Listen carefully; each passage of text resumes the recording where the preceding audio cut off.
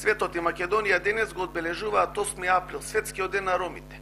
Форумот на жени на Социјалистичката партија од Кратово го искористи денешниот ден за да помогне на ромското семејство Мустафови, чиј дом пред десетина дена целосно изгоре. Социјалистите од Кратово донираа мебел, покупнина, облека, храна и школски прибор за шестчленото семејство на Никифор Мустафов, во кое никој не работи. Ги повикуваме граѓаните да ни се придружат во градење на достоинствени меѓучовечки и меѓупартиски односи во кои ќе доминира толеранцијата и меѓусебното разбирање и почитување, да изградиме хумани меѓучовечки односи.